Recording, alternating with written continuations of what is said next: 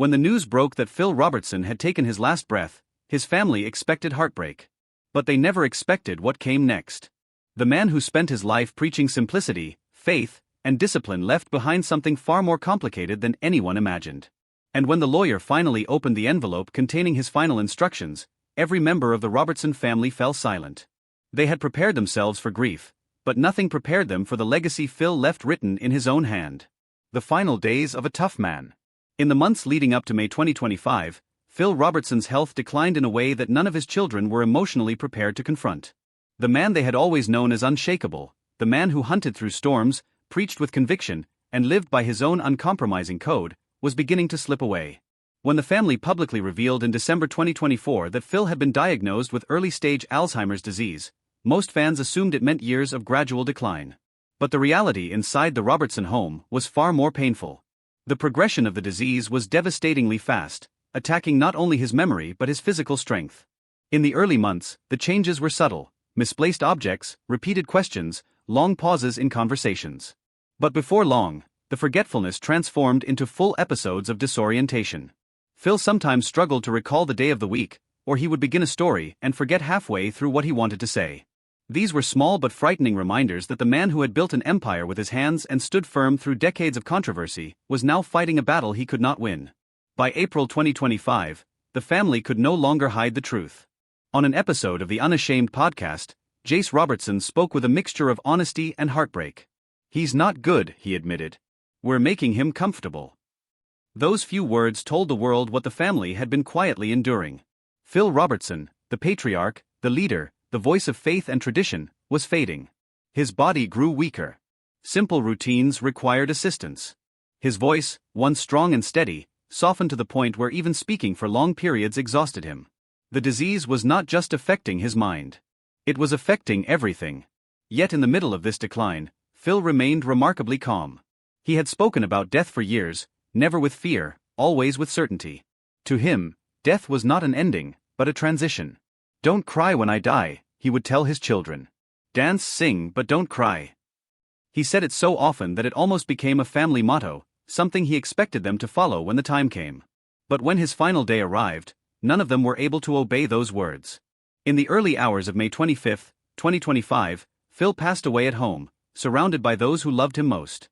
He was 79. The moment was quiet, but the weight of it was enormous. His son Jace was the first to share the news publicly.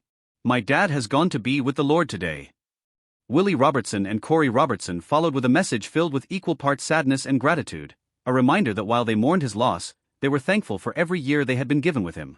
The funeral that followed was exactly the kind Phil would have wanted. There were no reporters, no cameras waiting outside, no politicians trying to attach themselves to the moment.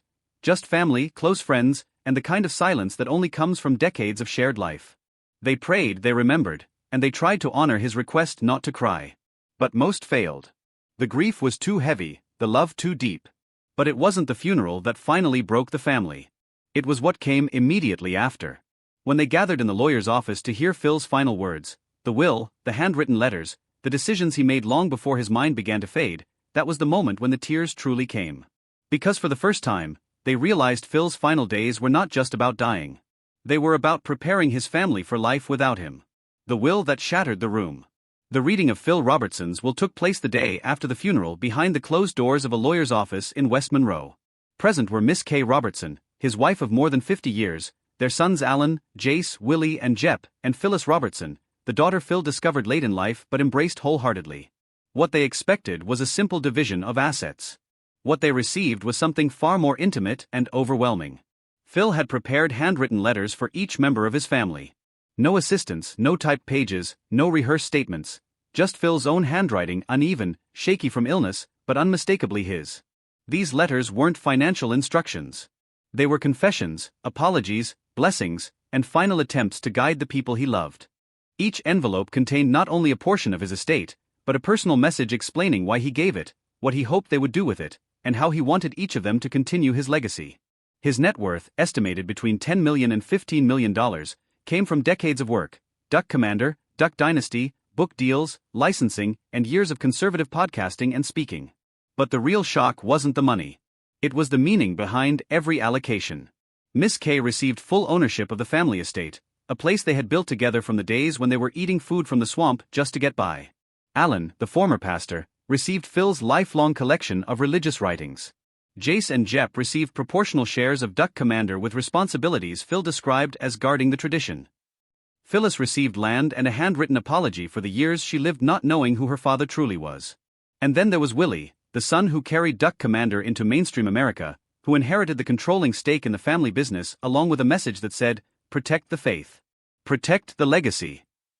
When the last envelope was opened, tears finally came. Not because of what they gained, but because they understood what they had lost. A legacy built in the swamps. To understand why Phil Robertson's will carried such emotional weight, the family had to look back at where everything began. Long before television cameras arrived, before the merchandise lines and book tours, Phil was just a poor boy from Louisiana trying to survive. Born in 1946, he grew up in a home where hunting wasn't a hobby, it was a necessity. His family was so poor that meals often depended on what he could catch in the swamps. That early struggle shaped the man he eventually became, tough, defiant, self-reliant, and deeply skeptical of anything that pulled him away from the land. But Phil wasn't just a swamp kid. He was gifted. His athletic ability earned him a football scholarship to Louisiana Tech University, where he became the starting quarterback in 1966 and 1967. His backup at the time was none other than Terry Bradshaw, who would go on to become an NFL legend. Most people would have stayed and fought for a professional future. Phil didn't. In one of the most defining decisions of his life, he walked away from football because it interfered with duck season. "I'd rather hunt ducks than have large, violent men stomp me in the dirt," he once said. It sounded humorous, but it was a statement of identity. He valued freedom over fame. In 1972, he turned that freedom into a business. Duck Commander started as a small operation run out of his home where he hand-carved duck calls and shipped them out one order at a time. Miss Kay, pregnant at 17 and then raising their children, stood beside him through every hardship. For years they lived with barely enough money to get by, relying on faith and what they could gather from the bayou. But the business grew slowly, then steadily, and eventually explosively when Willie returned from college with a vision to modernize everything. The empire that formed, the empire that later made Phil a multimillionaire, had its roots in poverty, sacrifice, and family unity. That's why the letters in his will were so powerful. Each child wasn't just receiving money. They were receiving a chapter of a story written across generations. Fame, controversy, and the man who would not bend. The world did not know Phil Robertson through the swamps of Louisiana or the hardships of his early marriage. They met him in 2012 when Duck Dynasty premiered on A&E. At first, the show was meant to be a simple reality program about a family running a duck call business. Instead, it exploded into a cultural phenomenon. At its peak, more than 11 million viewers tuned in weekly to see the bearded patriarch speak blunt truths about faith, family, and discipline. What people saw on TV wasn't an act. It was the exact man Phil had always been. But fame did not make him gentler. If anything, it made him louder. In 2013, an interview with GQ ignited one of the biggest controversies of his career. Phil spoke bluntly, too bluntly some believed, about homosexuality and race. The backlash was immediate. A&E suspended him temporarily. Advertisers began to distance themselves and civil rights groups demanded apologies, but conservatives rallied behind him. Hashtags supporting him went viral. Duck Commander merchandise sold out. A&E, overwhelmed by public pressure, reinstated him within weeks. Phil refused to bend. He never apologized, saying his beliefs came directly from scripture. Over the next decade, he became a fixture in conservative politics. He endorsed Ted Cruz during the 2016 presidential run and later backed Donald Trump. To some, he was a symbol of religious conviction. To others, a symbol of intolerance. Yet Phil seemed unaffected by both admiration and anger. He believed he was doing what God expected, no more and no less. Behind the scenes, however, the family struggled with the weight of that fame. Ratings eventually declined and Duck Dynasty ended in 2017 after 11 seasons. More spin-offs followed, including shows centered around the Robertson family.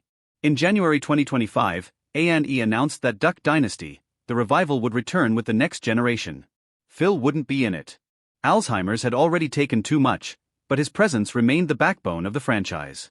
His convictions, controversies, and choices shaped his fortune, but they also shaped the burdens his family would inherit. The man behind the fortune: faith, failure, and redemption. Long before Phil Robertson became a cultural force, he was a man on the brink of losing everything. Few fans of Duck Dynasty ever knew the darker years that nearly destroyed his family. In his 20s and early 30s, Phil struggled with alcohol, violence, and a temper that left deep scars on his marriage. Kay, who married him at just 17 after becoming pregnant with their first child, held their home together through tears and prayer. According to Phil's own accounts in later interviews, he abandoned his family for days at a time, consumed by heavy drinking and reckless behavior. The family lived in constant uncertainty, unsure if he would return home sober, angry, or not at all. Then came the turning point. One day, in a small church in West Monroe, Phil walked in restless and defiant and walked out a changed man. He embraced Christianity with a level of conviction that would define every decision he made for the rest of his life. From that moment, he rebuilt his marriage, apologized to his children, and channeled his energy into working, providing, and teaching. His Christian conversion didn't just reshape his life. It reshaped the entire Robertson family. Faith became the center of everything he touched: the family business, the books he wrote, the speeches he delivered, and the Unashamed podcast that he hosted with Jace and Al. On that podcast, Phil spoke the same way he lived: straightforward, unapologetic, and anchored in scripture. Even in his final months, as Alzheimer's slowly stole parts of him, his words remained unusually clear. Listeners couldn't believe he was as sick as his children claimed. His voice sounded steady. His convictions were unchanged. This was the version of Phil Robertson his family honored in his will. Not the millionaire, not the TV star, but the man who had risen from his own failures and spent decades living out the faith he preached. The fortune he left behind was real. But the redemption that built that fortune was the part that made his family cry. The farewell that marked the end of an era. As the family absorbed the emotional weight of the will, another realization settled over them. Phil Robertson's death was more than a personal loss. It marked the end of a generation. Phil came from a time and culture that no longer exists in the same way: self-made Southern entrepreneurs who built their lives with their hands, trusted in God above all, and resisted the influence of modern culture. His passing closed the final chapter of that era for the Robertsons. After his Alzheimer's diagnosis became public in December 2024, fans across America began preparing for the inevitable. But within the family, the decline was faster than they expected. By early April 2025, Jace revealed on Unashamed that Phil was not good, adding, "We're making him comfortable and we're doing the best we can." Despite that, Phil still recorded a few final podcast episodes where his voice sounded almost untouched by the disease. Those recordings now feel like a final gift, a last message from a man who always spoke with certainty. The private funeral held after his death on May 25, 2025 reflected exactly who Phil was. No politicians, no celebrities, no cameras, just a quiet gathering of his wife, his children, his grandchildren, and a small circle of locals who had been part of his life long before fame arrived. There was laughter between tears, Bible readings, and long silences that carried the weight of shared history. Even as they grieved, the family moved forward with the responsibility Phil left them. Willie stepped into his new role as majority owner of Duck Commander. Jace continued the work on the podcast.